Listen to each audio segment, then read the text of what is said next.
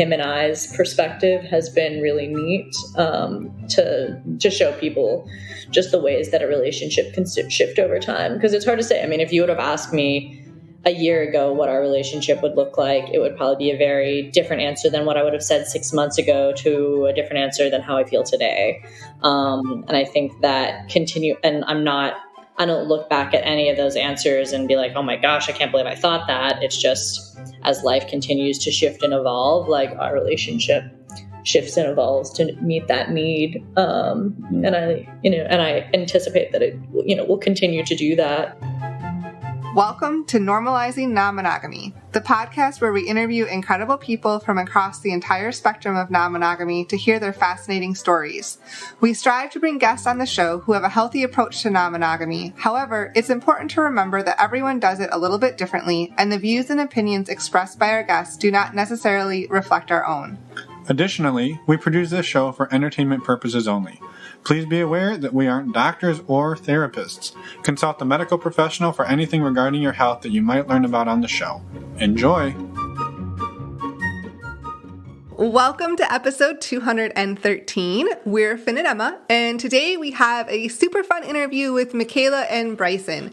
They are in their late 20s. They've been together a little over 2.5 years, and we have a wonderful conversation about shifting dynamics in relationships and how you really shouldn't be afraid of changing the dynamics in relationships to find what works best for you. Yeah, I think one of the things that I really loved about this conversation was a really close look at rethinking what it means to be a partner. Yeah. And they talk a lot about that and a lot about the ways that each of them have grown and evolved over the last 2.5 years that they've been together, and sort of how they've ended up where they're at. And so just a huge, huge thank you to both of them for everything they share with us, and it's a beautiful story. So thank you. Very much. I'll just add very much. Very much. Thank you very much. Thank you very much. Before we jump into the interview, we do have our normal announcements. First up, a huge thank you to our incredible Patreon community. We're so grateful for all of you and making the community as amazing as it is. If you're out there looking for like-minded people, we highly encourage you to check out our Patreon community. We have ongoing MeWe chats, we have monthly Q&As, and we have monthly men's and women's group calls as well. If you're interested, go to our website, normalizingnonmonogamy.com, and click on the Patreon button. All of the information is right there.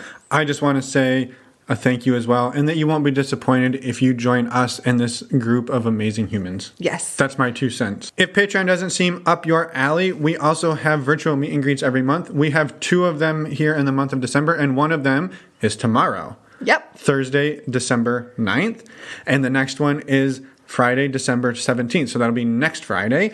These are open to anybody and everybody. We just ask that you come with an open mind and be kind and respectful to everybody who is also joining us. We've been doing these for the last 1.5 years, and they've been amazing. They've been growing, and we're just super excited to keep doing them. So thank you to everybody who's been a part of the ones in the past, and thank you to everyone who's joining us in the future. To sign up for the virtual meet and greets, go to our website, again, normalizingnonmonogamy.com. Click on the community events tab, and all of the information to sign up is right there.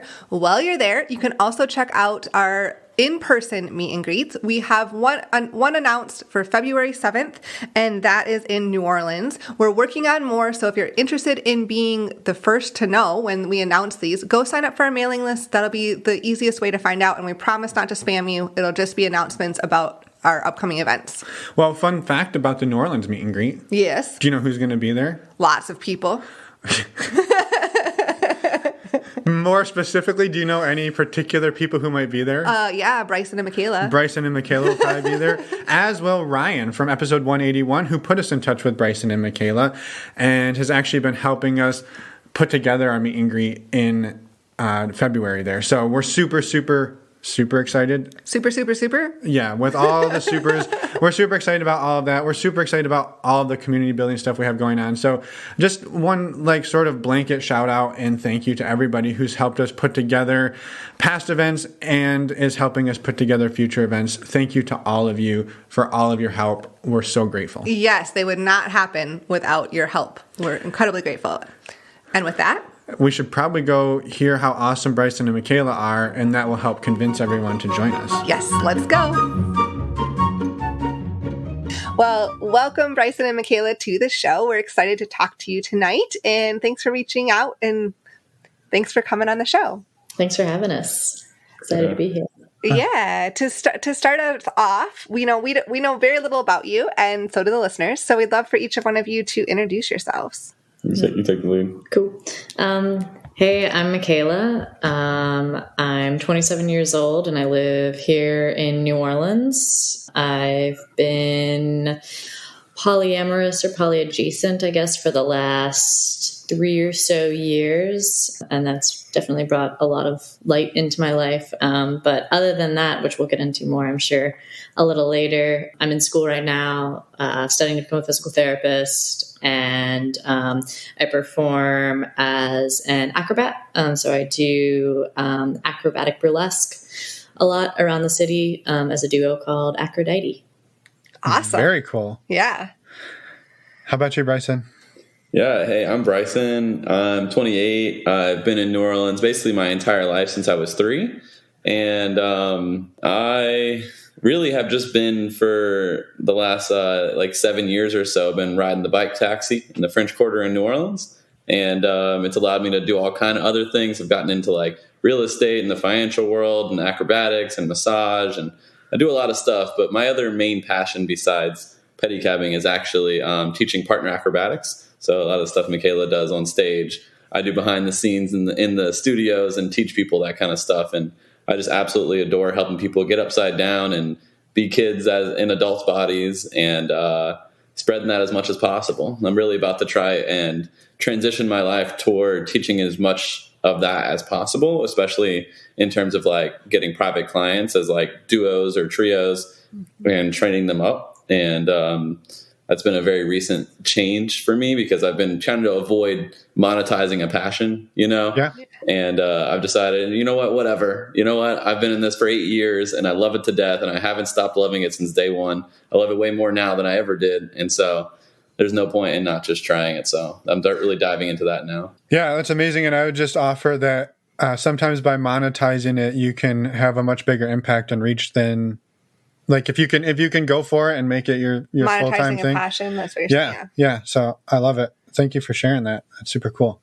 Yeah. How you go? I know you're going to ask. I was going to ask the same question. How long have you two been together? And what is your relationship dynamic? Yeah, well, I'll go first since I kind of like came into it after Michaela was already poly. We've been together for about 2.5 years, a little under that now. And we have a pretty funny story because Michaela thought I didn't like her at all. And actually, the reason why she thought that is because I avoided her like the plague because I knew I liked her a lot. And in the acro community, there's a lot of like dating around and stuff. And I was trying to like be a leader and not hit on everyone and flirt with everyone. And so I was avoiding Michaela's gaze or playing with her ever. And the person I was seeing before her, I like finally got to the point of not seeing her anymore. That's a whole story I can go into later because it's a great lesson on like not being good at consent and communication. But I finally stopped seeing this person and then like went on a date with Michaela and it was just like, it was on from there. We've been really just like with each other since then and really just adore one another. I think that Michaela's brought a lot of like growth into my life, especially with communication in particular. That's been one thing I have found. I've grown in that area a lot in terms of like communicating one's needs and desires and jealousy and hard feelings and not being afraid of communicating those things. That's been a really huge thing that this one has taught me. I love it. And Michaela, on your end, you said about 3 years that you've been exploring poly. And Bryson, you had no experience in it prior to meeting Michaela. Is that true? Yeah, and so I was actually a serial monogamist. In fact, the person I was seeing before Michaela, we'll call her Jay. She asked me to be in an open relationship at the start of us starting dating, and I was like, not into it. And then a year and a half later, it was just not going well, and I started seeing Michaela for like after the second hangout. She's like, by the way, or maybe you did it immediately, but she's like, by the way, like I'm also with someone else, and like I'm poly. So like, if you want to also date me, I just understand that I have another partner and that you have to be okay with that. And I was like, that sounds great. let's do that. You mean I can see other people? I'm in. Sign me up. So what was the change between when Michaela brought it up and the previous partner? Definitely her just already being poly and already existing within that framework, as opposed to like being asked to be in an open relationship. It just sounded very different, I think, to me emotionally. Like, asking to be in an open relationship to me in the past really sounded like you just kind of want to be with me until you find someone you want to be with more. And to me, that did not sound like I was like, why even be in that relationship? That's how I used to think. And when she approached me from the viewpoint of like polyamory, of dating multiple people, and you're like with those people in committed relationships, then I think it just sounded so different to me. And like mentally, I could wrap my mind around that making sense, and not just being like I'm with you until I find this other person that I'm going to go be monogamous with. Mm-hmm. Yeah, that makes sense. Had you been, I guess, around non-monogamy in general at all prior to that, or was it? Yeah, he just didn't know. Not at all. Not at all. I had never had any real introduction to it whatsoever, or talked about it with anyone, or even really realized that it could be a thing. Like, I had a couple conversations leading up to us dating with some people, and I just came to the conclusion on my own that most of non-monogamy was just that until you find your soulmate. And I found out I was very wrong.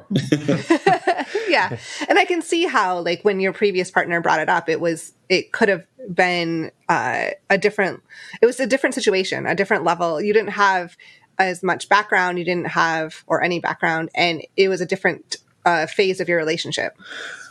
Well, and it's right. Like you said, the conversation is very different. If it's like, hey, we just started dating, let's not narrow ourselves in. That's a little more intimidating than like, I'm already dating somebody, but I also want to date you. It's the flip side of that coin. And not that either one is wrong, but I can see how it's more intimidating. Yeah. And I, I've been raised in this culture where you find someone, you marry them, you have kids, you move in together, all those things. And that's what in my mind, the person I was with before, Michaela, I saw that person as someone I could just marry and have kids with and do all the cultural norms. And that's the main reason why I was like, absolutely not. I want to be with you and try to, really dive into this and, go down the path that is prescribed in our culture. Yeah. Yeah. So I'm curious, what is your relationship between the two of you right now? I think the thing with Bryson and I's relationship, and the thing that draws me to poly in general, is the ability to have, ongoing flexibility and support in partnerships. Bryson and I's relationship has probably shifted some since we started dating to now, not in a, less emotionally or intimacy close, but just in some of the ways that we spend time together, or the other relationships kind of in our lives. Like, him and I both right now have each been seeing other people outside of this relationship for about, what are we at? 4 or 5 months. And it happened very concurrently and very kind of out of nowhere, which has been really great for both of us, because it allowed us to not have the same strain that you might have necessarily of going through new relationship energy when one partner or the other partner is going through it independently. We very much had that happen simultaneously, and feel really lucky for that. And I think at this point in our relationship, we have a lot of love for each other, and we have a less like sexually intimate relationship, just because of like ways we've both shifted and grown in what we want, but still have, a lot of ways that we support each other and care about each other, and maintain that, that partnership dynamic. And I think that's what drew me to poly to begin with, is being able to recognize various types of relationships as partnerships, and not necessarily having to immediately let go of a relationship because it's not fulfilling some specific need in your life, or if it's shifting to fill different needs in your life, and allowing that to be okay. Because, a lot of, we're just taught to, in the monogamy structure, if something's not working, either you just deal with it, or you let go of that relationship. And I think in polyamory for us, like the opportunity there is, no, I can maintain that relationship. Maybe in a particular partnership, you're going through a period of time where, dynamics need to change, or maybe it's, there's a whole general shift to that relationship. And sometimes that's an opportunity to move through that and get out and pursue something new. And sometimes that's an opportunity to just kind of reevaluate where both people are in the relationship and like find kind of what the actual commonality is and review that together. Yeah, I love that. And I want to come back and pick up on some of the things you said, but Michaela, do you mind sharing a little bit about how you did get started in polyamory, like how you learned about it and made that transition to exploring that? Yeah, I mean, I think similar to Bryson, I kind of fell very neatly into the serial monogamy category for a long time. And I was finding myself in this, series of go on a few dates with someone, start dating them more seriously, date them for X amount of time, months, years, etc. And then, break up, not friends anymore, move forward. And I kind of got to a point after my last breakup before starting to move into polyamory where I'm like, at the very least, I need to just be dating and do that for a span of time. Like that was kind of my initial idea with it, is like, I can't just like find someone, because I easily like people, or I especially was in a period in my life where it was just like, okay, I can like make, if I'm going on dating apps or something like that, I'm so already self-selective. I'm like, I've narrowed it down to the top 1% of people already. So it's like, I'm going to like them, but it's like, I wanted to be at a point where I was, broadening the people I was exposing myself to from a dating perspective. So that kind of brought me to mind of like, okay, I'm at least going to be dating multiple people and not necessarily looking at it from a poly framework at first. But then it kind of simultaneously, as I was like going through that with myself and thinking about it that way, I had a friend in the community or a couple of friends actually, who were already poly. So they just started like scratching the surface of talking to me about it. And then there's a pretty big polyamorous swinger play type community here in New Orleans as well. And I would say that kind of going to my first like play party type event and kind of seeing that type of interaction with people and meeting more people in the community overall really kind of drove me towards poly. And I, met my first polyamorous partner at one of those parties. And so I kind of started exploring things with him first, polyamorous wise, and then kind of have moved forward from that on my own. Yeah. Love it. Thank you. And you said that you and Bryson have in the last 5 months started seeing other people. It sounds like, but when you did start your relationship, you were seeing somebody else. Mm-hmm. So it sounds like there's been some phases in there along the way to where you got to 2.5 years later or so. Totally. I mean, from my side of things, like I started dating my previous partner in something like 2018, and him and I dated for just about 3 years.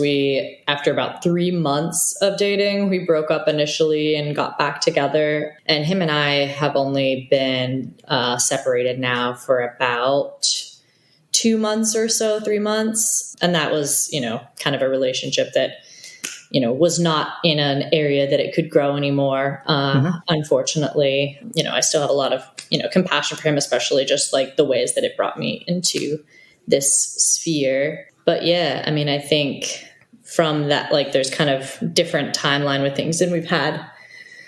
I think this is the first time, especially for Bryson, that he's been very seriously partnered with someone other than me since being polyamorous. Mm-hmm. And I've not been solo poly single since really starting polyamory. So I've more so moved a little bit in and out, but it's really only been Bryson, my previous partner, and then my new partner. Yeah. Yeah, that makes sense. the last like 5 months, you said, you both were going through new relationship energy and all of that. How has that gone for both of you? It's been actually fantastic for both of us. Awesome. The timing worked out like so well. Of like Michaela having like the openness in her life to be able to kind of dive into this relationship she had been wanting to dive into. And I happened to meet her partner's, like one of her closest friends, her best friend, and really liked her a lot. And then we started hanging out and we realized like, oh, this is great. Let's do this. And so our partners are best friends. So it's very much so a quad polycule situation. And it's quite, honestly, it's really amazing. We got lucky with the two that we found by a long shot. Wow. Yeah, that's amazing. Well, and I think, like you said, like to be able to go through that at the same time, right? Like if that, like the NRE is strong, right? Like you're like, oh, it's just some new relationship energy, but like when you're in it, it can be intimidating. And it grabs hold. It takes hold of you. Yeah, it does. Yeah, and so for you both to get to go through it together, I have to imagine that has made things smoother. Knowing that it did for us. Oh, absolutely. Yeah. And I would say the biggest piece of advice I wouldn't necessarily approach new relationship energy the way that Bryson and I have approached it if it wasn't something that was happening simultaneously for both of us, because the amount that both of us have been able to dive into these new relationships and really cultivate them in a really like powerful way, in a really serious way with both of these people, would not be giving enough energy and time and love into an existing relationship for someone who might be, if your partner is going through a different time scale than you're going through. But yeah, I wouldn't recommend to most people to approach new relationship energy the way we did. We were both super, super fortunate to have kind of stars align in terms of timing. But I think in terms of like really honoring your existing partnerships and the ways I generally look at approaching poly, a lot more time and intentionality needs to go into supporting your existing partner. And for us, that didn't have to happen. Didn't have to happen, but like wasn't happening in the same way, simply because like both of these things were happening at the same time and all of our needs were being met, versus if that wasn't the case, like instead of spending, 5-6+ nights a week with my partner, I might only be spending 3 nights with her. And same thing for him. Like he went on a month-long trip with his new partner. And that was totally fine for me because, the whole time I was back here with my partner. But that might have been, or that definitely would have been a lot more challenging if those things weren't happening at the same time. A lot more challenging. Oh yeah, totally. If one of you is not in that same space, there's a lot more opportunity for jealousy or insecurities to come up for sure. Totally. Have you found, even with both of you going through this at the same time, that it has impacted your relationship in some way, whether that's even getting to a point where you're like, hey, I know you're deep in it and you're having a great time and I'm deep in it and I'm having a great time, but like, I miss you. Like, we haven't done the stuff that we used to do together and I'm craving that. Like, have you seen it impacting your relationship in any way? Yeah. We probably have different opinions on that. I would say it feels almost exactly the same as before we started seeing these other partners, because we had gotten into such a healthy place and just really got very good at communicating what we needed out of one another. And Michaela's other relationship was just in such a rocky place that it was very easy for ours to feel super healthy. And so like ours has just felt in a really good place for quite a while now. And I think that has lent to it just kind of feeling very easy to operate as partners. I will say, I haven't really told Michaela about this, but I have had just like thoughts here and there about like, are we distancing from one another? But it's very quickly assuaged by just texting her and being like, hey, you're really important to me. When are we spending the next night together? Like, when am I going to see you again? And her responding in kind. And and showing me that it's the same for her. And so it just took, when I was having those little bit of thoughts of like, are we kind of like slowly distancing from one another? It very quickly became like squashed that thought, because she showed me that like, yeah, I still want to spend that time with you. You're still really important to me. So yeah, it feels like it's in a really good place. I mean, I think a big thing for us is that like we know that our relationship is in a healthy place. It's not in as much of a just loving, energetic growth phase as maybe it was, even a year plus ago. But, there's still a lot of love and support and care that, both of us put into this relationship, that we both value a lot in ways that we can support each other, that maybe our other partners can't support us for whatever reason. But yeah, I mean, I think the biggest thing for me, looking at our relationship is like, I'm really grateful to be at, like, when I started dating Bryson, him and I had about a month together, spending every day together and getting to really like soak in that new relationship energy for both of us when we first started dating. And so getting to have that again, with my, my new partner has been like really awesome to really be able to kind of soak that up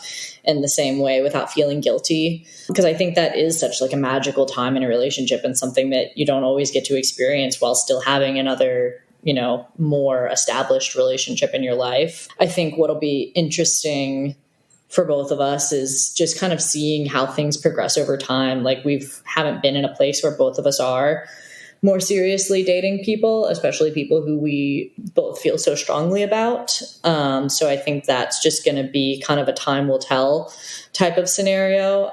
Because I think for Bryson and I, one thing that like are, whether it goes in our favor or, kind of just about our relationship in general is, him and I have never really looked at being like nesting partners or living together, or having some of these other things about our relationship be the direction it's headed. There could be a period of time where he lives in one state and I live in another, and we would, more likely, locate to each other in that way. But just because of the ways our relationship has established itself and just the ways that both of us operate, that's not been kind of on our trajectory in general. So yeah, I mean, I think that's something that I'm looking towards as, in the coming months and years as things progress, is just like how our relationship dynamic continues to evolve and what it looks like once we're out of that kind of like really high energy phase in our existing relationships, whether it goes back more to a sense of like, oh yeah, we spend a couple of nights a week or a few nights a week together versus like, okay, I haven't seen you for a month. Let's see each other type of thing. So just seeing what's comfortable in that for both of us. Yeah, that makes total sense. This may be an impossible question to answer, but what do both of you, what do you see the future bringing for both of you in your relationships? Is like, what do you want? Yeah. I'll go ahead and go first just because for me, it's been a very clear picture for a while. I see it looking like we both kind of like have our home bases kind of in different cities and just kind of like bouncing back and forth between those places and kind of like living with one another in our domiciles and our different locations. I really have a big intention of sort of having like, buy land, build properties on it, have as many people move into it, sort of commune situation happening. And I know that she's got a home here in New Orleans, and that is really important to her. And I love the city dearly.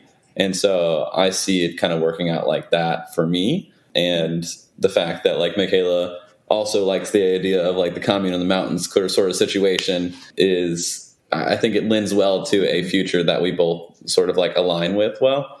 And also like the other thing is that like these future ideas I have and kind of how I want my life to go, Michaela is just so heavily in support of them that it seems just like an unprecedented amount of time we will be together, especially with the support of what I want to do in my life. That's kind of really big to me in terms of a partner. Like I want a partner like actively supporting verbally what I'm doing in my life if I'm excited about it. And she does that very well. And to me, that's check off number one most important thing in my life. So I see it being just as long as we feel like we want to be together like this. Yeah. Yeah, I love that. And I think too, right? Like so many people put emphasis or all of the emphasis on like, well, we have to be having sex 3, 4, 5 nights a week. And it's all about like, people make it centric around something like either sex or sleeping together or living together. And for you, like, well, because that's what so much of society tells us to I'm do. aware, but I think that for you, that the focus, the paramount thing is just the support from your partner, and like everything else is icing on the cake. And I like that a lot. I love that. Yeah, and I think we particularly have a really interesting dynamic when it comes to our sexual life or sexual intimacy. And I think that that's probably like a thing I'd like to talk about more at length. I'd like to kind of continue on the path we're on at the moment, but I do want to get into our relationship and how we navigate that, because I think it's going to be a really good learning lesson for other people that are on this path and kind of trying to figure it out and having difficulty with that. But did you want to say anything about like the future and kind of like, where do you see that? How do you see that working and stuff? Yeah, I mean, I think Bryson very much, did a good job of summing up kind of what our, future path could entail. I mean, I think that for both of us, we intend to be involved in each other's lives for a really long time, kind of regardless of what this, what that looks like, and knowing that we're going to have a super, loving, supportive relationship as, that could change over time. And, I think we're excited by the prospects of like what can unfold in our lives, especially, knowing the amount of, energy and attention that we've already put into our relationship. And I think a thing for Bryson and I that's been really cool to just see in general is how like the power of being a really positive, healthy, polyamorous relationship in a community, and like what that role, because New Orleans has a really large poly scene. I don't think it's that surprising, but to some it might be. And I myself have, if you will, converted folks to poly, but also being able to kind of talk about that from him and I's perspective has been really neat, to show people just the ways that a relationship can shift over time. Because it's hard to say. I mean, if you would have asked me a year ago what our relationship would look like, it would probably be a very different answer than what I would have said 6 months ago, to a different answer than how I feel today. Yep. And I think that and I don't look back at any of those answers and be like, oh my gosh, I can't believe I thought that. It's just as life continues to shift and evolve, like our relationship shifts and evolves to meet that need. And I anticipate that it, will continue to do that. And, I have a lot of, especially love and respect for Bryson for like the patience and time that he's kind of given to me as I've kind of figured out what role I want poly to play in my life. Because it's even, changed over the last, year or so too. Mm-hmm. Mm-hmm. In what ways? And not that I don't want to get into your sex life, because that's coming. Yeah. I mean, I think that I always thought it would be really difficult one thing would be really difficult for Bryson to have another, primary partner, than someone who was. Yeah, you struggle with that. I brought it up so many times. I'm like, look, you're dating someone else as a primary partner. I'm going to do that too. Okay. Mm-hmm. You're going to have to be okay with that. Yeah. And so like getting to at that point, I think was a big thing for me, and being able to really see that him having a primary partner wasn't going to take away from our relationship. It was just going to, lift him up in the ways that I might not be able to either now or maybe ever, given the dynamic of our relationship. I think that's been a big thing. I had a really tumultuous breakup that kind of has been an ongoing thing for a while, but really, really became a more major thing in the last 2, 3, 4 months, whatever, a period of time. So that's been a big change that Bryson was with me through and, kind of supported me through. And then, getting into the relationship with my, my newer partner, and him being really supportive of that. 'Cause it's the first time I've seriously dated a woman, and like what that has looked like in my life and what I want from that has, been really awesome to kind of go through that with him by my side too. Mm-hmm. Yeah. And that's, I appreciate that. And I think, so it sounds like it was a struggle for you, maybe from a jealousy standpoint of Bryson having or finding another partner. Did I catch that correct? Yeah. I mean, I think that's, I think that comes up for, a lot of people is, jealousy and how that operates. And, speaking for me, like my jealousy very much comes from a place of time rather than jealousy around sex. That's never been a thing. And I don't really care who he sleeps with, and I never have. But I do, value being, having that kind of emphasis on our relationship and knowing that like if I call him, he's going to answer my calls and not be, preoccupied with something else. And so like, him being able to show that prioritization is still there. And, part of that for me, that insecurity came from the other relationship I was in and not receiving that from the other person in some of the ways that I needed to, rather than anything that Bryson ever did in terms of our relationships. Like he's always been awesome at that and always been very willing to, put other things to the side to make sure that I feel really cared for and cherished, kind of no matter what else is going on. Even with his camping trip, there was a night recently where I was sleeping by myself for the first time in like over a month. And I say sleeping by myself as in sleeping in a bed by myself. And prior to that, I had gone like almost a year and change whatever without sleeping in a bed alone, which was crazy for me. And I got into my head about it and I was like, for whatever reason, anxious, stressed out about it. And he was still on his road trip out in, I don't even know what. Different state every day. A different state every day. So he was traveling somewhere out in the Pacific Northwest region with very limited service. And I called him at like 10:30 at night and was just like, I'm stressed. I'm anxious. And I don't know. And I'm like, it's literally just, I have to sleep in a bed by myself. And he's like, he was traveling with a few other people and kept bringing, he's like, they are waiting for me, but don't worry about it. I'll go deal with it, whatever. And proceeded to talk to me on the phone for about 45 minutes and just try to like help me, decompress and calm down and feel, more grounded and connected. And at the time he was traveling with his other partner and a couple of friends, and like was in the middle of something, but very like willing to kind of drop everything to make sure that I was going to be okay. And, even though in hindsight, it's such a small thing that I was, having anxiety about and not actually a big deal, it felt really good to know that I could call him and that he would be there. Mm-hmm. And I will add that it was very cold outside, and I told her, look, I don't want to be on the phone because I'm very cold and I want to go cuddle with the other people in the tent. And she's like, no, I need you. I'm like, but I'm cold. I don't like being cold. And she's like, no, I need you. I'm like, okay, I'm here as long as you need. Go ahead. But just so you know, I'm cold. I'm like bundled up. I was like this on the phone, like yeah. But like that, it shows so much though that, Michaela, you were able to reach out when you needed to, and Bryson, you were there and like you put everything on hold too. And like that's showing that each other that you can do that. You can be vulnerable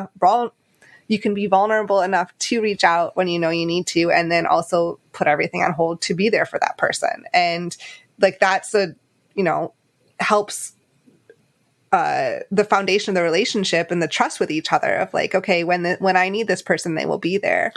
Yeah. And I think too, not to get all deep on it, but that like, I feel like it's like there's maybe somebody listening who's like, well, that's super unhealthy that he had to go stand out in the cold because she couldn't get along for one night. But it's like, to me, like if you did this every single time he went camping and you were alone, like he had to spend every single night sitting on the phone with you until you fell asleep, right? That's different. Like to be like, hey, this is like a one-time thing right now. And yes, it may happen again, but like if this isn't a competing thing. I think there's just a difference to me. Well, there's a codependency there. For sure. I just wanted to point out that, like, to me, it's different if it's like every single night versus like, hey, this happened one time. Yeah. And maybe I was thinking there could be an unhealthy codependency there. Without a doubt. We're taking this. Now we're taking over. Now we're just arguing on our own podcast. Love it. All right. Perfect. Well, do we get to talk about your sex life now, or is there more? And not that I've been waiting anxiously for this, but you offered, and we figured it sounds like it's important. It's an important aspect. Oh yeah, I actually told Emma when I woke up this morning. That was what I was most excited about tonight. Yeah, I'm actually going to let Michaela take the lead because I've got a lot to say, and I want her to like kind of say what she's thinking and what she has to say about it, and then I'll go ahead. Yeah, I mean, I think a big thing for me, I mean, with our sex life is for the last probably over a year and change, was really, had almost no sex drive and was trying desperately to figure out, what was going on, why I felt this way, especially in my, existing partnerships, and like what, and feeling, more and more, anxious or, turmoil in my head about like, I love these people. Why don't I want to have sex with them? And so, in one relationship that my relationship with my own sex life was causing kind of a growth in internal turmoil in terms of that person not feeling, loved by me, or not feeling like I thought he was attractive, or, any of these other things. And it was causing more tension to bubble over in other areas of our life because, for XYZ reasons, I had no sex drive whatsoever versus, on Bryson's side of things, while he was, always like, I want to have sex with you if you want to have sex. It was never, I never felt pressured. I never felt in any way that, I was going to lose my relationship with him or affected. Like, I didn't feel like our actual like connection was ever negatively impacted by that fact. It was just, something that I was either going through or figuring out. And, I think the biggest thing with that, and like what kind of being polyamorous or open or whatever allowed for, is, during a period of time where I'm like, maybe I'll have sex once a month, maybe, but not really, at that period of time in my life. Mm-hmm. Bryson was still able to be going out and like have those needs met by, a couple other like, more like just sexual partners for him. So I wasn't feeling guilty in the same way, in our relationship, because I knew that like his needs were being met and he was being satisfied. Whereas, I was happy too, because I was just like, I don't know why I don't have a sex drive. I don't know what's going on, but like, at least this person that I care about is, having, their needs met. So that was important to me. But did you want to go into something with it too? Yeah. And one thing in particular that like has stuck with me was a question Michaela asked me about a year and a half ago or so. She asked, like, if we never have sex again, would you still want to be with me? And like that question hit me like a boulder. I mean, I was just like, wait, what? Like, did you really just ask that question? Like, I mean, my like initial response and emotional response was to be like, no, like I don't. What do you mean? Do I want to be with you if we're never having sex? Like, what? Then we're not together. And so that was a big thing. Like I battled with for weeks or months after she asked me that question, and we kind of just like she kind of let it go to the wayside. But I thought about it quite a lot, and I was like, the answer is like, yes, I definitely still want to be together, because what it does is it actually shows that you want to be in my life for the rest of my life, no matter what, like our relationship looks like. And to me, that was like so powerful, and so like shows the depth of connection and like how much Michaela wants me in her life. Like it showed that like the sex is not even relevant even. It's like, I love your soul. I love who you are and your personality and everything about you. And I want you around me. And just because I don't want to have sex with you does not mean that like you're not of like extreme importance to me. And that was a really big thing for me to realize, and then concurrently throw the question back at her. Like 6 months later, I like realized like, oh, yeah, I guess we might have sex in the future, but like we might not ever again. And that is something that like I then got in my head because it had been so long since she asked me. I started thinking like, man, what if we do never have sex again? Are we like not going to be partners? Like, what does that even mean? And I go and ask her that question. She's like, what do you mean? I asked you that. And I'm like, okay, good point.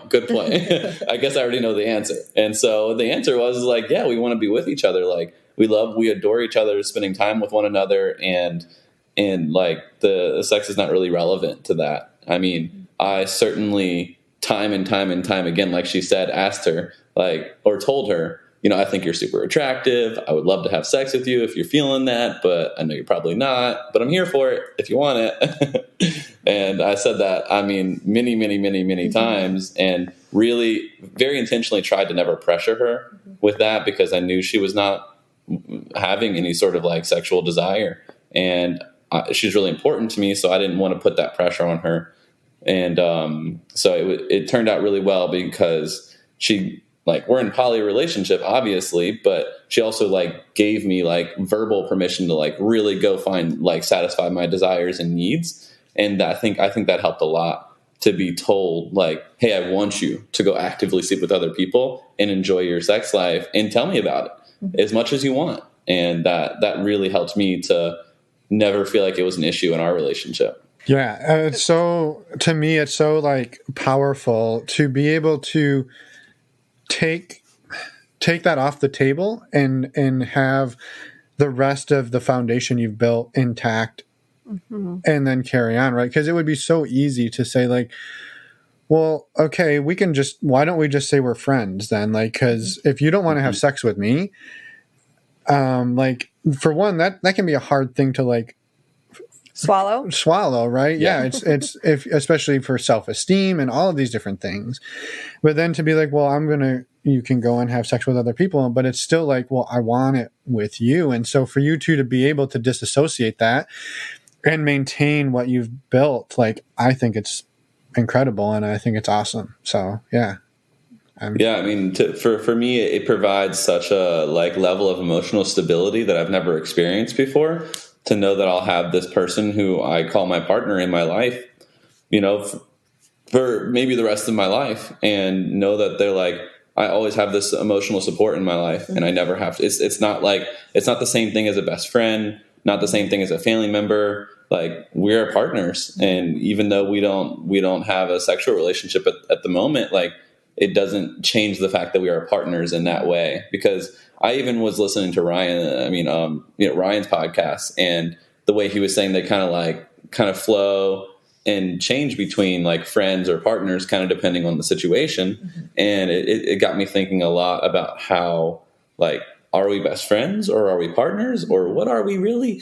And, I've come to the conclusion that we are partners because we prioritize each other as like top of the list above everybody else, because that we have just placed each other as that important in one another's lives. And so that's where I see it being different than a best friend relationship.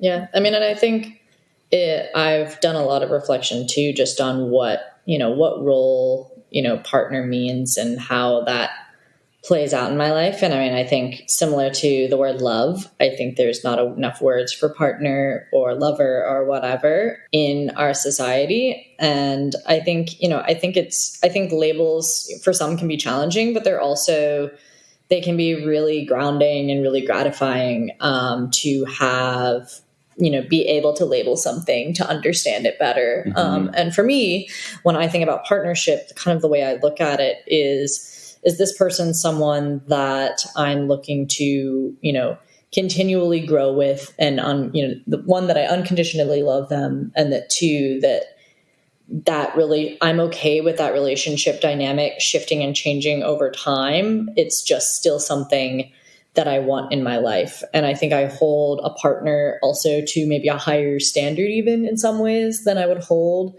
a friend. And I see that as something that, like, as a partner, you're looking to do the work on your partnership and on, whatever things are going on in your life together. And the idea is that you can support each other through whatever that is. And a best friend can sometimes fall into that. But I think I read a quote once that it was just basically like love is a choice rather than just a feeling. And I really liked that. And I kind of think about partnership the same way as like, yeah, you can feel really strongly towards a best friend and have this certain kind of relationship with them. But, calling someone a partner is a choice. It's something that you're actively making a decision to have, to prioritize that specific relationship and to define it in a certain way and all the things that kind of go along with that. And you can ask more of them, I think. They don't always have to say yes, but there is the expectation that you can hold your partners to a higher standard than other people in your life. Yeah, it's almost a level of intimacy and vulnerability with someone that is, not that you can't be intimate and vulnerable with a best friend, but I don't know, there can be a difference there. And like, it's not all about sex. There can be an intimacy between in a partnership that's not just about sex. Totally. Yeah. Thank you so much for expanding on that. I think it's interesting and awesome. That you two have found what works best for you right now. But yeah, open to that changing in the future of like, who knows what the future is going to bring, but this is where we're at right now. Totally. Yeah. And I did want to like go back in time in our relationship when we were first really diving into our relationship. I had met someone else who was really into me and I was really into them. And Michaela was like not only very supportive of that, but also like allowed me to have the time to go explore that relationship. And when Michaela even had like pretty solid boundaries around like, no fluid bonding, no having sex without condoms with people without discussing it first. Like you can't just like do it and then tell. Right. And so in that scenario, I did do it. I broke the boundary and I had sex with this person without a condom. And, it put a lot of turmoil in our relationship for that moment, but it allowed us to like find out, okay, like, how do we communicate about issues when they come up? And that was a really good place to find out that like when we have hard, rocky moments in our life, in our relationship, we know that like, even if it's really difficult, we can come to one another and speak our mind and not hold back. And I think that has allowed for a really like deepening of our relationship and in a way that like makes it feel like, man, I always have someone by my side or covering my back at all times. Mm-hmm. Yeah. Yeah. I think that's really powerful of relationships are tested all the time by hard conversations. Right. And so it's good. Not good that happened that early, but in one sense, like it is good to have hard conversations somewhat early on to see how they go and talk about those. Yeah. Yeah. And this might be a good time to kind of transition into the relationship I had before Michaela and how sure. like, the mistakes I made and how it lent well to me realizing what I actually wanted. Yeah. If whatever you're comfortable sharing, go for it. Yeah, definitely. So, this person, I met them through the acro community. I'll call her Jay. They like the first time I met them, I was just like enamored completely and like just totally taken aback at, their beauty and the way they interacted with me and all these kinds of things. And within like probably like 2 or 3 months of knowing each other, we like had a moment alone and we're like, well, should we date? And I was like, let's please be together. And she's like, well, let's do an open relationship because she had already done them in the past. And, I was still stuck in the mindset of like, no, I'm trying to like marry you. I'm trying to have kids with you. And I didn't necessarily say that at the time, but I was like, absolutely not. Don't want to do that. And it was kind of crazy because at that moment in my life, I actually had like at least 3 other women that were like trying to actively hang out with me and have sex with me. And that was the most ever in my life. And so I was like, well, I definitely want that. And so I put myself in this real deep squirrel hole of like, I told this person I definitely don't want an open relationship, but now I want to also have sex with these people who are like desiring me so heavily. And I'd never really experienced it to that level before. And so I just did it. And I realized, in retrospect later on that relationship, like I was not ready for any form of marriage or like super deep, like exclusive partnership. I'm like, I'm too young to just close myself off that way. Like, I haven't even had that many sexual experiences, or like realize like I never had a threesome or any group situation at that point. And I was like, what am I doing? Like, doing this to myself. But it's crazy because it took me over a full year to realize that the reason why I actually cheated on this person. So like, I had sex with two separate people while I was like dating this person and trying to be monogamous. And I didn't tell her until probably 4 or 5 months later, when she kind of like pulled it out of me and realized like I was acting weird and stuff, and finally got it out of me. And it just made our relationship so rocky for like a year of just on, off, on, off, on, off. And it's so crazy to look back at it, because I realized, man, like the only reason I actually just didn't tell her is because I thought I wanted to like marry her and have kids, which like now I'm at this point in this iteration of me, I realize I could both have had a deep relationship with her, had sex with these other people, and then still gone on to marry and have kids with her. And it's such a like a way of approaching relationships that I had no idea I could. And that one of these people I have that I actually, really did a bad thing with, which was cheat on my ex-partner with, I actually am now friends with again. And, it's so interesting because like I wanted to keep being friends with that person the whole time, but I completely cut them off because they were this source of like, oh, I cheated on my partner with you, that I can't talk to you anymore. Like, I'm still trying to be with this person. I really can never speak to you. I need to like block you and all the things. I need to like somehow make sure that we never come in contact again. And that was only because like I was ashamed. Like, if I had just like owned up to it immediately, it would have either like ended our relationship right then and there, or made our relationship even deeper. And so, it's just a life lesson that I realized, man, like if like you're still wanting to have sex with multiple people and here and there and everything, like you should definitely not have an exclusive sexual relationship with someone, because it's just going to lend to you cheating. Yeah. And I think, first of all, a huge amount of gratitude for like sharing that, right? Like admitting that was something you did. And I think what's really interesting is we've had somebody on the show not too long ago that talked basically from the perspective of the partner that you cheated on, which is like, I went to this person and said, I want an open relationship. And they said no. And then they cheated on me. And it's so easy to be like, well, what the fuck? Like, why?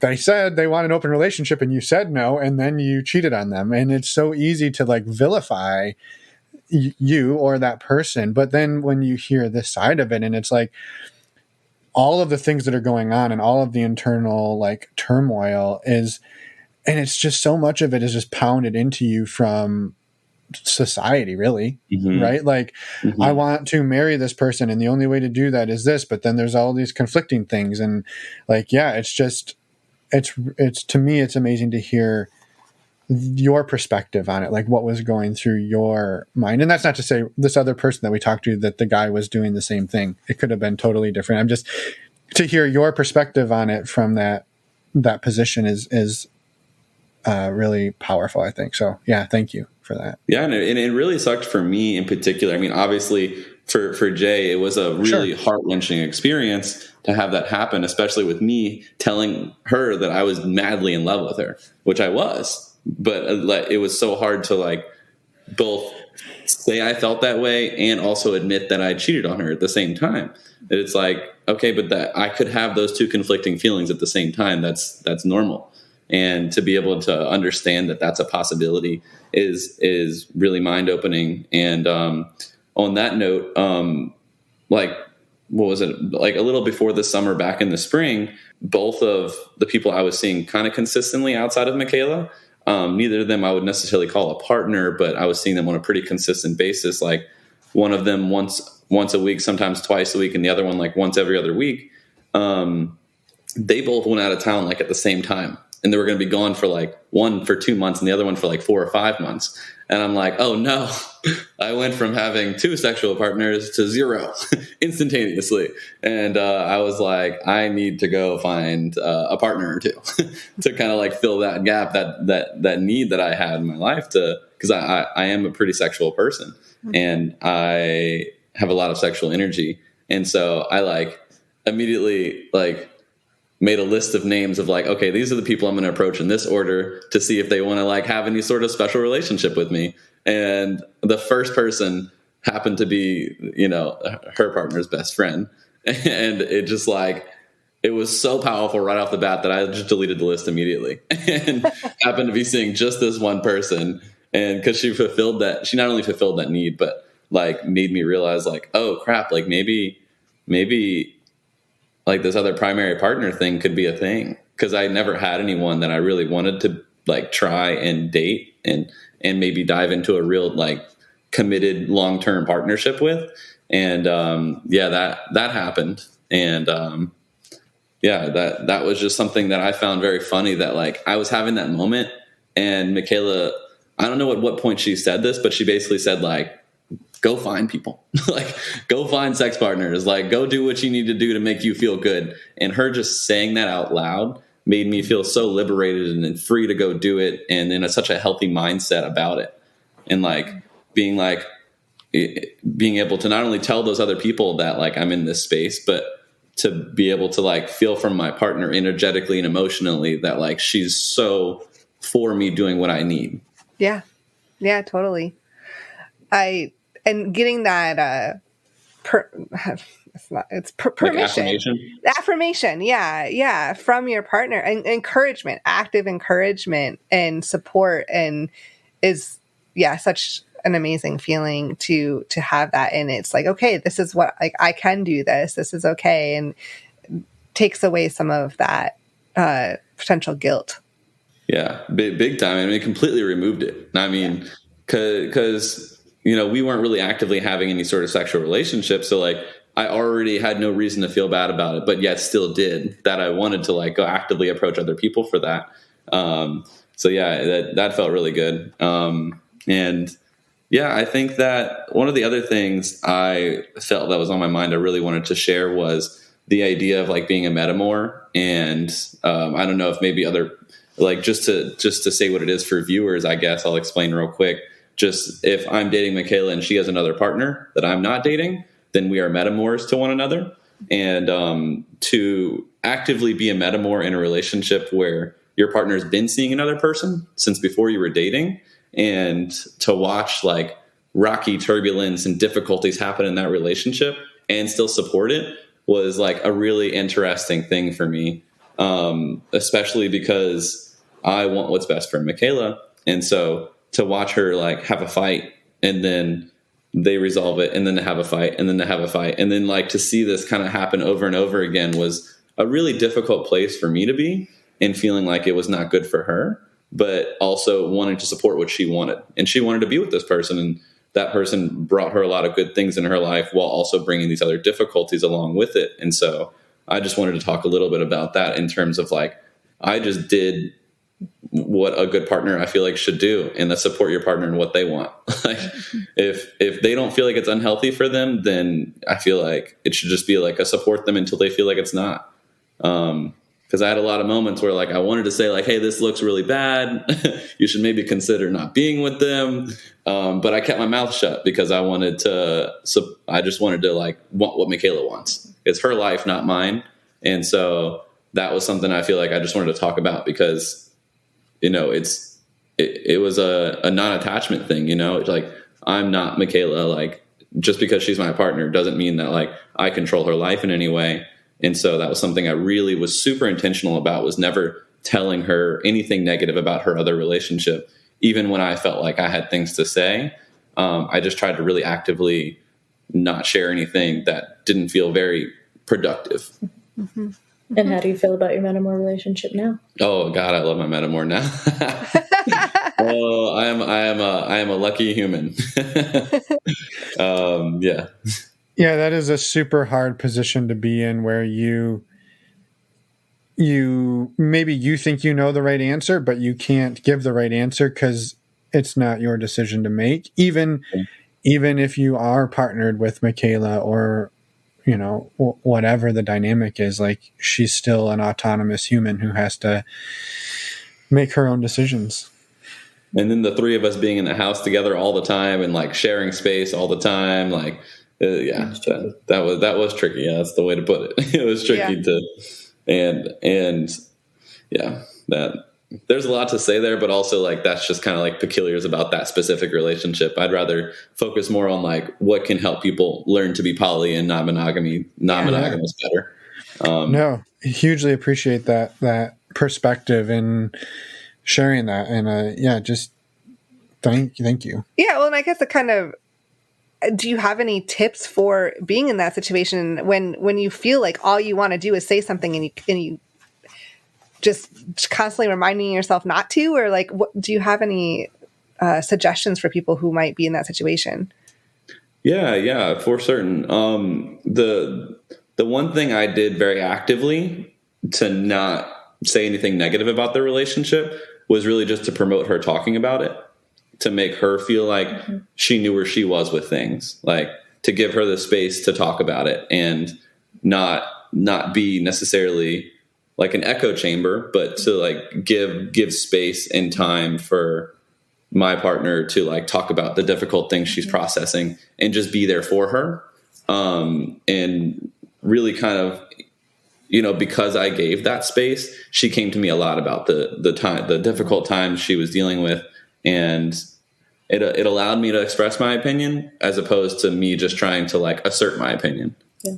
I mean, I think too, as a partner, you can also, one role you can play in that when you're not able to really assert your opinions is you can identify patterns and you can be like, you know, hey, I noticed that, you know, this particular thing happened again. How are you feeling? Rather than passing a particular judgment on it, just offering it. Because sometimes when you're in the thick of a relationship, especially one that might be more turbulent, you know, you're kind of often in either things are really good, I don't want to think about the bad, or it's bad right now, I can't even remember what else happened prior to this. And sometimes being able to have, you know, a partner can play that role, a friend can play that role. But I think, you know, a partner often has a unique lens into that. And as long as it's coming from a place of like, hey, I just wanted to, you know, alert you to this particular thing. How do you feel about it? Rather than being like, I noticed this happened, this is not okay. I think makes a huge difference in being able to like support without like kind of asserting influence. Because again, like Bryson said, like when, you know, of course, being a partner with someone that does, you know, that inherently means that, you know, some of the decisions that you make should be, you know, tied to the other person. And you're always allowed in a partnership to kind of set boundaries around things of like what's okay and what's not okay for you in that partnership. But at the same time, I think that being able to still operate as an autonomous human being is really important, and having that freedom while still feeling, you know, supported by a partner can be really good. Yeah, I appreciate both perspectives on that. Both sides of that conversation are really valuable. Yeah. It's not an easy situation. And especially to be in the room while they're having a fight. As a metaphor, and being like, so I'm just going to stay on my phone right here on the bed while y'all do your thing. You know, those are some tricky times for me in particular. Obviously for them, it was harder, but to sit there and not jump in the conversation took a lot of willpower. And I think that it was particularly good for our relationship for me not to jump in ever, to always just like be like, look, Michaela's a grown ass adult. She knows, she's emotionally aware. She can take care of herself. I am here for whatever she needs, but I'm not going to like tell her, look, that was obviously not good. Even though like I might have felt that way in that specific moment, like she knows what's good and not what's not good. And so it was more of my place to just be that rock, that emotional rock that she could lean on when needed. Yeah, which is a very difficult thing to do. Yeah, that is a difficult position to be in for sure. And we appreciate you sharing that perspective from both sides. And yeah, I mean, this has been an amazing conversation, and maybe wanting to be respectful of your time this evening. Is there anything we haven't talked about that both of you or either of you wanted to talk about? We want to give you the opportunity to do that. And again, you're always welcome back on the show to hear follow-ups and where you're at and how things are progressing. So this isn't the last time we talk, but we wanted to give you the opportunity if there was something else you wanted to share, that the floor is yours. Well, I will say that Michaela's other partner was like, wait, why are not all four of us going to be on there? Why? What? And so I think that was a really good point. And I thought about that too, except that like we have such a dynamic that I really wanted just us to have plenty of time to speak. I think we have a lot to offer people who are trying to learn how to operate in this way. And I thought that was really good because we could just like be in our little quad polycule and talk about how amazing it is and all that kind of stuff. And we could talk about that for hours because it's been absolutely incredible. But I wanted us to focus more on like, how have we made our relationship work, and how, like, why is it so healthy, and why is it so like deep? Mm-hmm. Yeah. Well, we'll come back and do that, the four of you, another time, because that would be amazing. Consider it scheduled, because that would be amazing. So. Yeah, I was like, give us 3 more months, make sure we're all still doing good. Yep. It's a solid plan. Yeah. I did have something in particular I wanted to speak on, and that was actually the fact that I got pulled into poly, right? And so there were so many moments at the beginning of Michaela and I's relationship when her the partner she was with and her would like pretty actively make play parties happen at the beginning of our relationship, and then later on it turned into more of like big parties. But like I was brought into this like innocent movie night and I had told Michaela, I'm like, I don't think I want to do the poly thing. Like, I mean, I want to do the poly thing, but I don't think I want to do the group sex thing. I don't think I want threesomes, foursomes, all that kind of stuff. And we have this innocent little movie night at someone's house, and I'm like, this isn't going to be some sex party, right? and here we are, the second movie's on, and people start making out, and I'm like, I knew it. And I'm like, I told you I didn't want to be here for this. I told you. And, it turned out to be something that I was like, actually, this could be not so bad. I think I could like this. Yeah, and I will just, from anybody listening who's going, I wonder what a group sex with a whole bunch of acro-yoga people is like. that image, I can't even imagine. So maybe that's part 2 of the episode, because that seems I can't touch my toes. So yeah, I have no ability to imagine what that's like. So. I will say we've pretty actively tried not to have too many orgies with the acro community. You think we've pretty actively tried? Because I feel like I've pretty actively recruited most of the acro community into There's a lot of overlap. I think they're both like, the type of people who are come towards acro are like very loving. They're very touch oriented. They have a lot of like sensory, especially around the physical body, like all of the kind of things that draw someone to be an acrobat often overlap with things that draw people to be in non-monogamy or play communities and that kind of stuff.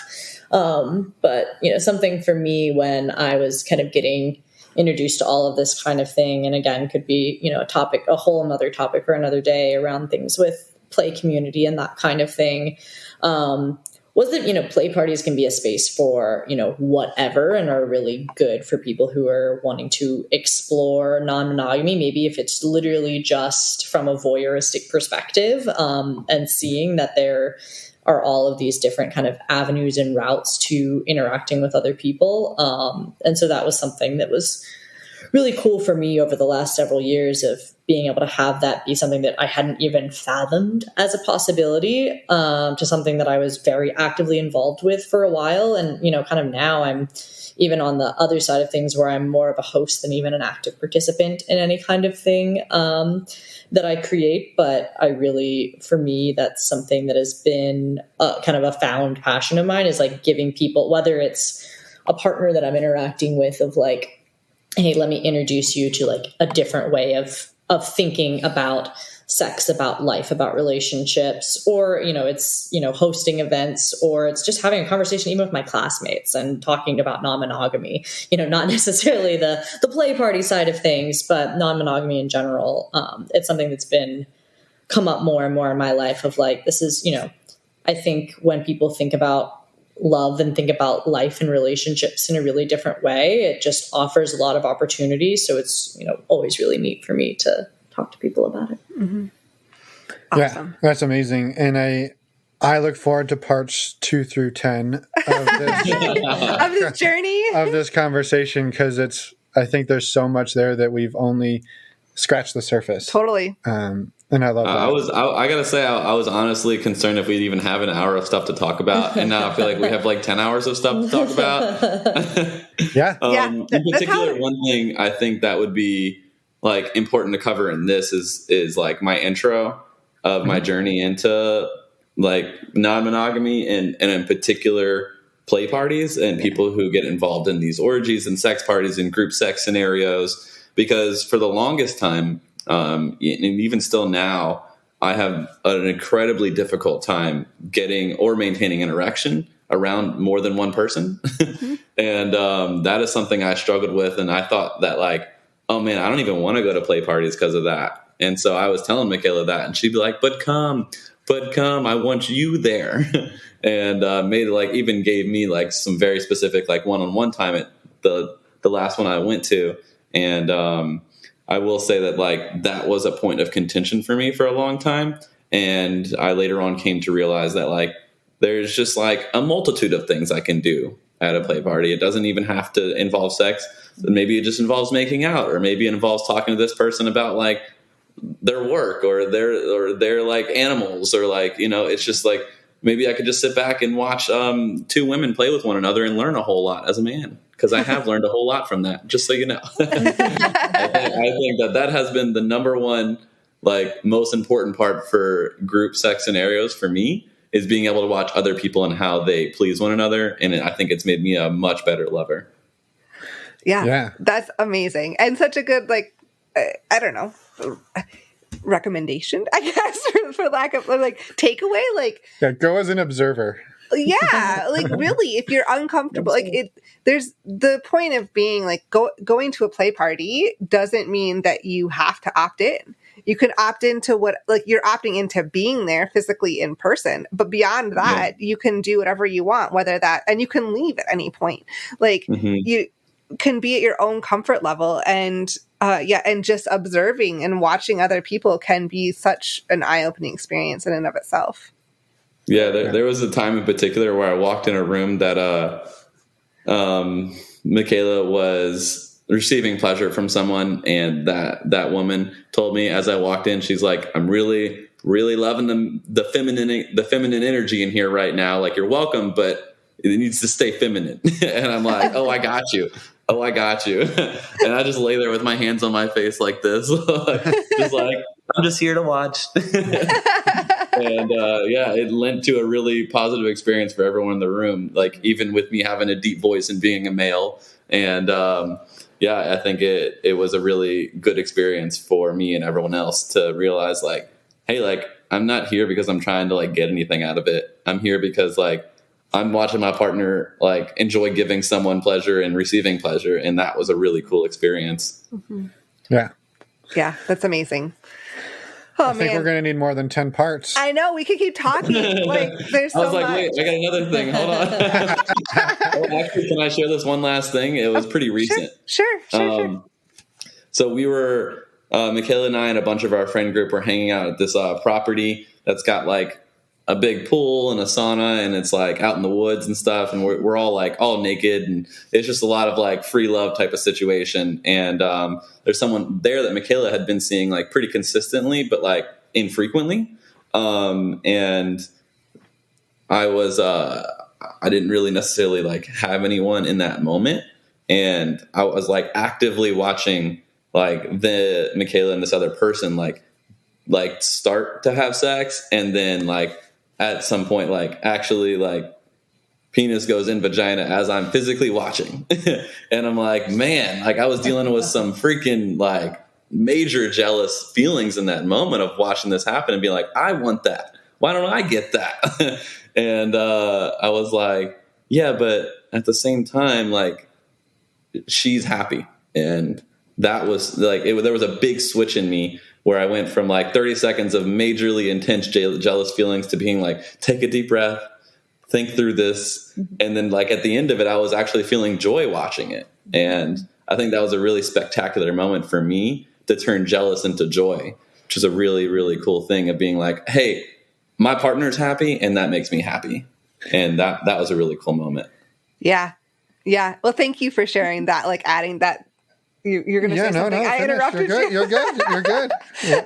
No, that's amazing. Like that's so that you like actively made that, like we're able to make that switch in your head, and like the jealous feelings you had weren't wrong. There wasn't anything wrong with those, but like they're hard, and like it to be able to switch it to look into a positive light is I don't know, it's amazing that you were able to do that and go to that space, and it just it makes me happy. Thank you for sharing that. Well, the point I was going to make is I think it's impressive. Like I, have done something similar, or we've heard of other people doing something similar where it's after the fact, right? A day later or a week later to talk through it and be like, hey, I was feeling jealous about this, but like now I'm feeling a lot better and I'm happy you had that. But to be able in the moment to like override that and switch it, like that's damn impressive. It is. Yeah. Mm-hmm. It felt really good. I will say it felt really good to make that switch right then and there within like a matter of like 3 or 4 breaths. Yeah. Literally just took a few deep breaths and I was like, wait, I'm okay. Oh, actually I'm feeling good feeling. Oh, wow. Yeah. Damn. Yeah. Impressive. I think, so much awesome conversation we've had, and you will both be back possibly with 2 other people. Who knows, however many more. We'll figure it out. We're so Probably excited. Definitely. Yeah, we're so excited to continue the conversation, and just thank you again both for being here, and everything you've shared tonight has been it's fantastic. Yeah, we love it. Thank you so much. Yeah, thanks for having us. We had fun. It was great talking to y'all. Yeah, definitely. Awesome. Well, have a fantastic night, and we will definitely talk soon. Be in touch with more soon. Yeah. 4 more Bye, soon. y'all. Bye. And we're back. Right, Finn? We are back. It's not just me. We are both here. Some of us maybe a little more zoned out than the others. That's why I was trying to call your attention. We're recording here. Anyway, a huge thank you to Michaela and Bryson for coming on the show and sharing your story with us. It was amazing to talk to you, and we're so excited to get this out there. Yes, and one thing we didn't mention in the intro, if you're interested in finding more information about our guests, photos, maybe their Instagram pages, other ways to contact them, head over to our website, normalizingnonmonogamy.com, click on the podcast tab, and there are show notes for all of our guests, including Bryson and Michaela, and ways to get in touch or learn more about our guests. So please check that out. And while you're there, reach out to us. Let us know what you think of the show. Let us know what you think of us.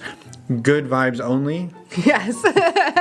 And we would love to hear from you. You will get an email back from us or a voicemail if you leave us a voicemail. If you don't get an email, check your spam folder. And we just thank you in advance for the support of the show and everything else. Also, while you're on our website, you can find all the information about our Patreon community, all the information about the upcoming virtual meet and greets and in-person meet and greets, and sign up for our mailing list to get notified for any future events. It's all there. And the last most important thing you can do while you're on our website is click on the resources tab and see a lot of the resources that Emma and I use in our lives to help us navigate non-monogamy and just life in general.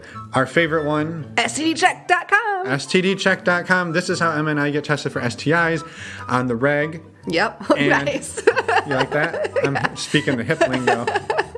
Keep going. It's fast, it's easy, it's simple. Also, we did this before. I don't need to say easy and simple. No, it's kind of repetitive. It's low cost. It's about $130 for a 10-panel test. If you use the links on our website, you save $10 and you help support the show. I don't think we need to say much more about it. Check it out. We thank you in advance for not only getting tested and being a sexual health advocate, but for supporting the show and the work that we do here at the podcast. Yes, thank you so much. And next week, we got another interview. Yeah, speaking of community, Misha. Yes. She's on the show next week, and she was one of the founders of the Bonobo Network out in the Bay Area, which is a huge sex-positive, amazing community that we've joined an event of theirs in the past. It's it's a great conversation and great work that they're doing out there. Yes. So come back in a week and listen. And before that, though, we'll see you at the virtual meet and greet tomorrow night. We will indeed. Have a wonderful day. We'll see you tomorrow. Bye, everyone. Thanks for listening.